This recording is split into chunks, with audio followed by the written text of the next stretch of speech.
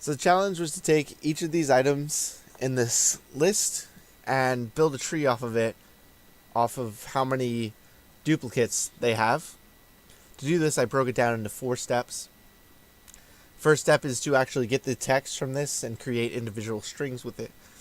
The second step is to take those individual strings and send it to a list and look if they already are in that list, and if they do, we add a hit to its duplicate.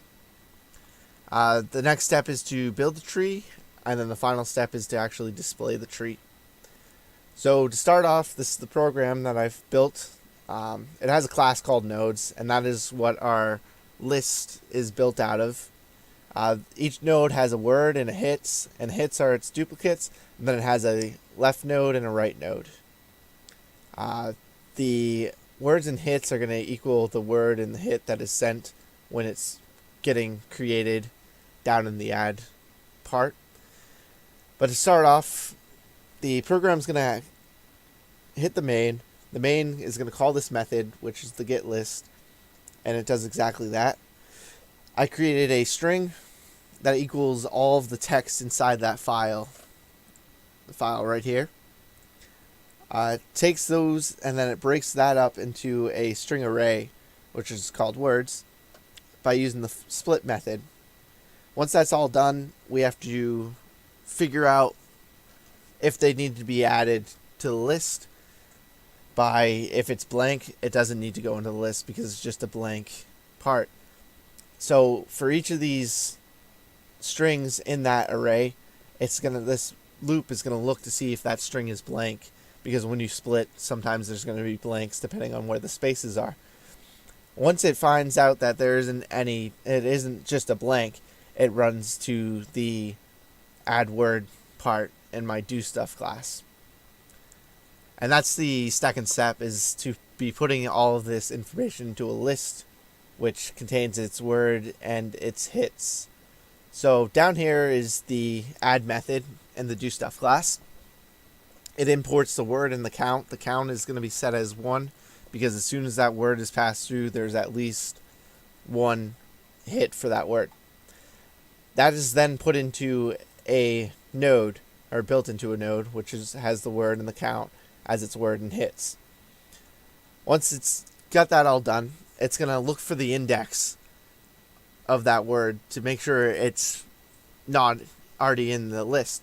So to do that, I have a lambda expression going on, which is index. Index is set as -1. So the index is going to equal the words, the lists, find index method.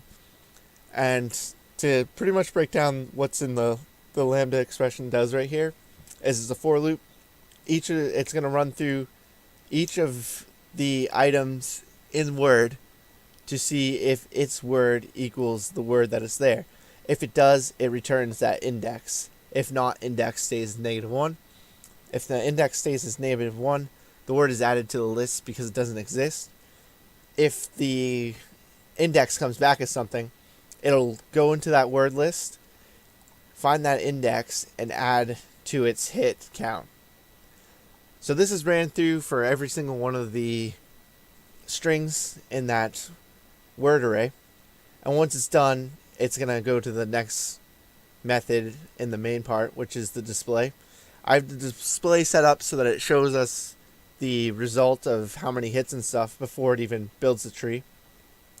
So by doing that, I just have a for loop and then console write that word and that hit. After that, it then is going to run the build tree method. The build tree is actually when it builds the tree.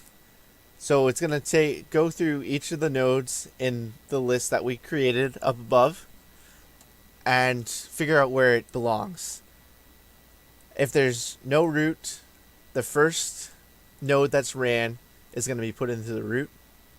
Once that's done, it runs down here. I have a focus and a parent root, which, to sum up, it is pretty much a chaser and a finder.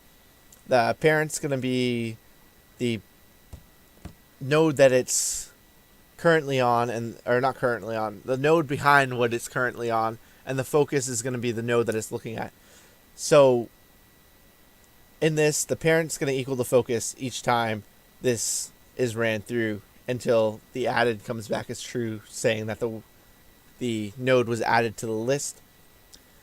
If the node's hits are less than the focus hits, so if the node has less focus hits, then the focus node is going to equal the focus node's left.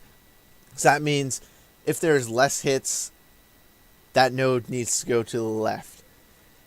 And this does this until it finds null. Once it finds a empty node, then that node's added. If the item's hits are greater than the current node that it's looking at, it then goes to the right until it finds a null on the right side, and then it's added to that right side. After that's all done, the final step is to actually display the tree.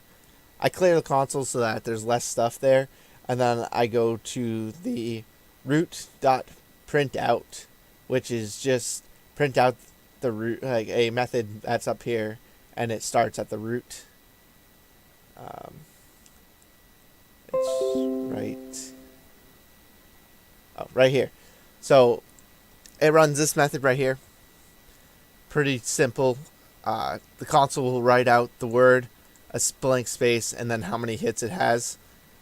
To do this, it builds a list of vars, which I could have just called nodes, which is the children, and it looks to see if that children has if its left child and right child, or left leaf and right leaf aren't null. If not, it adds it to the list, and it runs through at displaying each of those children and the list.